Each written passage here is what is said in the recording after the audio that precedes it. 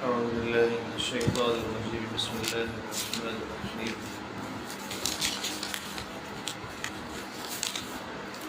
ومن أحسن دينا ممن أسلم وجهه لله اور اس سے بہتر کس کا دین ہوگا جس نے اپنے چہرے سمیت سارے وجود کو اللہ کے آگے جھکا دیا وَهُوَ مُحْسِنٌ جبکہ وہ نیکی کا خوگر بھی ہو نیکی بھی خوب کرتا وَاتَّبَعَ مِلَّةَ إِبْرَاهِيمَ حَنِيفًا اور جس نے سیدھے سچے ابراہیم کے دین کی پیروی کی وَاتَّخَذَ اللَّهُ إِبْرَاهِيمَ خَلِيلًا اور یہ معلوم ہی ہے کہ اللہ نے ابراہیم کو اپنا خاص دوست بنا لیا تھا۔ یا دو باتیں اللہ تعالیٰ نے ارشاد فرماتے ہیں کہ اس آدمی سے بہتر کون ہوگا جو پورا کا پورا اپنے آپ کو اللہ تعالیٰ کے سپرد کر دے، جو بھی کام کرے اللہ کے لیے کرے، اخلاص کے ساتھ، اس میں ریا نہ ہو، دکھاوا نہ ہو، صرف اللہ تعالیٰ کو راضی کرنے کی غرض ہو۔ ایک تو یہ، پھر آگے فرماتے ہیں وہ محسن بھی ہو، یعنی اس کا کام شریعت اور سنت کے مطابق ہو۔ ایک تو یہ کہ اخلاص ہو اور دوسرے کام شریعت سنت کے مطابق ہو۔ اخلاص دل کا عمل ہے، آدمی کو معلوم نہیں ہو سکتا۔ اب آپ کو معلوم نہیں میرے اندر اخلاص ہے یا نہیں، آپ امید ہی تو لگا سکتے ہیں۔ اخلاص دل کا عمل ہے اور کسی کام کو شریعت کے مطابق کرنا یہ ظاہر کا عمل ہے۔ اخلاص باطن کا عمل ہے، کسی کام کو شریعت کے مطابق کرنا ظاہر کا عمل ہے۔ جب آدمی میں اخلاص پیدا ہو جاتا ہے اور کام کو شریعت کے مطابق کرتا ہے تو سمجھیے کہ اس کا باطن اور ظاہر دونوں درست ہو جاتے ہیں، کیونکہ اخلاص کا تعلق دل سے ہے۔ اور کسی کام کو شریعت کے مطابق کرنا، ساری دنیا دیکھیے کہ اگر آپ شادی شریعت کے مطابق کریں گے دیکھیں گے نہیں سب، تو یہ ظاہر کا عمل ہے۔ اگر ہم لوگ شادی شریعت کے خلاف کریں گے تب بھی ساری دنیا دیکھے گی تو معلوم ہو جائے گا۔ تو دو چیزیں اللہ تعالیٰ نے فرما دی۔ یہ شرط ہے کہ اگر آدمی کو اپنے اعمال مقبول کرانے ہیں، اپنے اعمال اللہ جل جلالہ کے یہاں اس قابل بنانے ہیں کہ قبول ہو جائے، تو اس کے لیے دو شرطیں لازمی لابدی یقینی ہیں۔ نمبر ایک اخلاص ہو اور نمبر دو وہ کام شریعت کے مطابق ہو۔ ایسا نہیں کہ ایک آدمی بہت اخلاص کے ساتھ عصر کے بعد نفلیں پڑھ رہا، اور چاہے جتنا اخلاص ہو، خوب اللہ کی محبت کوٹ کوٹ کے بھری ہوئی ہو، پورے اخلاص کے ساتھ، خشوع کے ساتھ، خضوع کے ساتھ، لیکن عصر کے بعد پڑھ رہا ہے تو یہ اس کا عمل قابل قبول نہیں، بلکہ ڈر یہ ہے کہ کہیں گناہ نہ مل جائے، کیونکہ عصر کے بعد نفلیں پڑھنا منع ہے، حالانکہ اخلاص ہے۔ اللہ تعالیٰ فرما رہے ہیں کہ اخلاص بھی ہو اور عمل شریعت کے مطابق بھی ہو۔ چنانچہ جو کام رسول اکرم صلی اللہ علیہ وسلم نے جس درجے پہ کیا اسی درجے پہ کرنے کا نام شریعت ہے، نہ اس سے ایک درجہ کم کر سکتے، نہ اس سے ایک درجہ زیادہ کر سکتے۔ وَهُوَ مُحْسِنٌ چنانچہ ایک آپ ایسا، اسی لیے ہر جگہ اللہ کے قانون کی پاسداری رکھنی چاہیے۔ اب بعض لوگ کرتے ہیں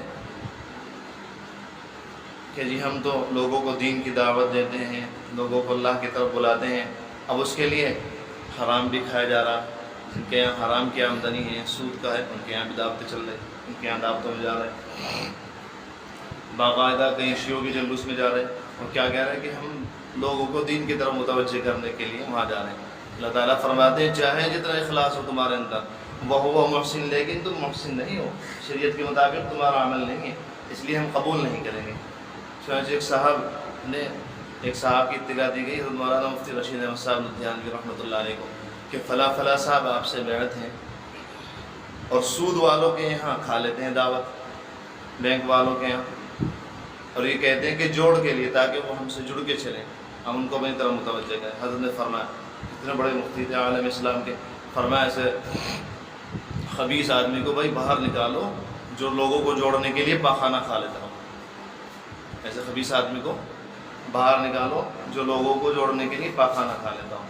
یہ سب ہمیں جو کام دیا گیا ہے اس کو ہم اللہ تعالیٰ کے قانون کے تحت ہی کرنے کے مکلف ہیں، چاہے مدرسے کا کام ہو، مسجد کا کام ہو، دعوت و تبلیغ کا کام ہو، خانقاہوں کا کام ہو، اللہ تعالیٰ کے بھائی جب اللہ تعالیٰ کے قانون کے تحت وہ کام ہوگا جبھی تو دین ہے، اور جب اللہ تعالیٰ کے قانون کے تحت وہ کام ہی نہیں تو دین کہاں ہے؟ چنانچہ حضرت تھانوی رحمۃ اللہ علیہ نے جب اس بارے میں کہا تھا کہ بھائی ذرا چندے بندے کے مسئلے میں ذرا خیال رکھا کریں، زبردستی نہ کرا کریں، جیسے مسجدوں میں عام طور پہ کھڑا کر کر کے ہاں جی فلاں حاجی صاحب کھڑے ہو جائیے آپ بتائیے، بالکل ناجائز طریقہ ہے پتہ ہے. ہاں جی فلاں صاحب آپ بتائیے، آپ فلاں صاحب آپ بتائیے. اور بھی بہت سارے طریقے لکھے ہیں اس کے، حضرت کے پڑھنا چاہیے تو معلوم ہوگا. تو لوگ کہتے تھے کہ جی حضرت ہم دین ہی کے لیے تو کر رہے کام، ہم فلاں صاحب سے پیسے لے رہے زبردستی جا کے تو مسجد ہی کے لیے لے رہے، فلاں صاحب سے پیسے نکلوا رہے زبردستی مدرسے ہی کے لیے تو نکلوا رہے. حضرت نے فرمایا کہ دین کا کام تو اس وقت ہوتا جب اللہ کے قانون کے تحت ہوتا، اور جب یہ کام اللہ کے قانون کے تحت ہی نہیں رہا تو دین کا کام کہاں ہے؟ چنانچہ حدیث شریف میں آیا لا یحل مال امرئ مسلم، کہ کسی مسلمان کا مال دوسرے مسلمان کے لیے اس وقت تک حلال نہیں ہے جب تک سامنے والا اپنی خوش دلی سے نہ دے دے.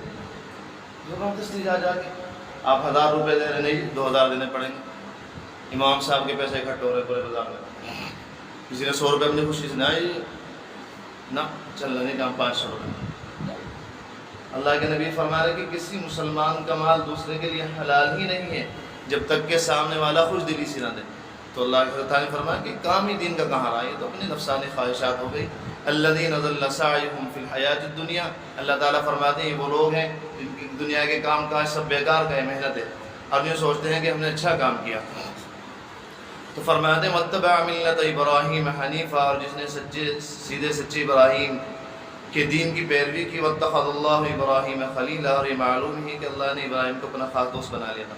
ایک مثال پیش کر دی اللہ تعالیٰ نے، ہم نے بتایا نا ایک تو اخلاص ضروری ہے، اللہ تعالیٰ فرما رہے دوسرے کام کا شریعت کے مطابق ہونا ضروری ہے. ایک آدمی بہت اخلاص کے ساتھ مدرسہ چلا رہا لیکن ناجائز طریقے پر چندہ کر رہا. بھائی کیوں آپ اس طرح کر رہے ہیں؟ جینے کے لیے تو کر رہا ہے، قوم کے بچوں کے لیے کر رہا ہے. ارے بے وقوف، کیوں اپنے آپ کو اللہ تعالیٰ کے غضب اور سخط کا مستحق بناتے ہیں؟ وہ دین کا کام تو جب ہے جب اللہ کے قانون کے تحت کیا جائے. حضرت علی رحمۃ اللہ علیہ کو ایک صاحب نے پیسے بھیجے اس زمانے میں، شان ہی عجیب تھی.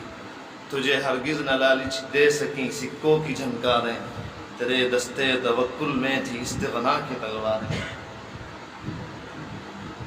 تجھے شرف ملا بزم ولا کی بار یابی کا، صحابی گو نہیں لیکن نمونہ تھا صحابی کا. حضرت کو پیسے بھیجے اور کہا کہ حضرت پچھلے سال کی رسید نہیں آئی تھی، اور اگر اس سال بھی رسید نہ آئی تو میں معذور ہوں، میں دے نہیں سکتا، پیسے بند کر دی جائیں گے. حضرت نے فرمایا ارے تو کیا بند کرے گا، اگلے سال سے میں ابھی بند کر رہا، فوراً سارے پیسے واپس. تو اگلے سال کی بات کر رہا. اشرف علی کو اگر 10 کروڑ روپے بھی ملیں اور دین کی اتنا سی بے حرمتی ان پر بھی اشرف علی لات مارتے ہیں، تو اگلے سال سے بات بند کرنے کی کر رہا. اشرف علی ابھی بند کر رہا ہے، سارے پیسے واپس. یہ تھے ہمارے بڑے، انہیں نہیں پتہ تھا کہ زبردستی چندہ کرنا چاہیے مسجد کے لیے، مدرسوں کے لیے. اتنے بڑے بڑے عالم سب بے وقوف تھے علیہ باللہ. جیسا آج کل کا مولوی عقلیں چلاتا ہے، آج کل کا عام انسان عقلیں چلاتا ہے، تو یہ لوگ انہیں کچھ نہیں پتہ تھا. سب سے حدیثیں ان کے سامنے تھیں، سب قرآن حدیث، تو انہیں نہیں پتہ تھا بھائی زبردستی بھی کرنی چاہیے، بہلانا پھسلانا چاہیے. حضرت مولانا رشید احمد صاحب گنگوہی رحمۃ اللہ علیہ، قطب عالم، فقیہ النصر، جن کو دوسرا امام ابو حنیفہ کہا جاتا ہے. ایک صاحب نے لکھا، کابل کے شاید امیر تھے، والی، کہ حضرت سنائے گنگو شریف میں مسجد تعمیر ہو رہی ہے، آپ کا احسان ہوگا کہ آپ کسی آدمی کے ذریعے اس مسجد کا خرچہ تخمینہ لگوا کر کہ کتنا خرچ ہوگا ذرا میرے پاس بھیج دیجیے، میں پیسے بھیج دوں گا. حضرت نے فرمایا بھائی ضرورت آپ کی ہے، ایک ثواب آپ کو کمانا ہے، بھلا مجھے اس سے کیا تعلق؟ اگر آپ کو پیسے ہی خرچ کرنے ہیں تو وہاں سے کسی آدمی کو بھیج دیجیے، وہ آئے گا اور مسجد کا تخمینہ لگا لے گا اور پیسے. یہ تھے ہمارے بڑے حضرات.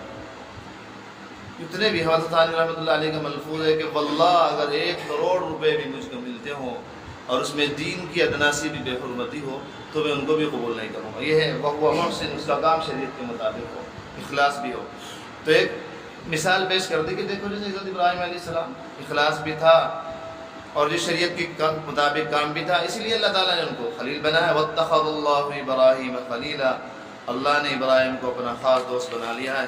اور ہاں مسجدوں والوں، مدرسوں والوں، گھبرائیو مت، چندے کے لیے زبردستی نہ کریو، زبردستی دھکے کھاتے نہ پھریو. وَلِلَّهِ مَا فِي السَّمَاوَاتِ وَمَا فِي الْأَرْضِ، زمین اور آسمان میں جو کچھ ہے وہ اللہ تعالیٰ کا ہے.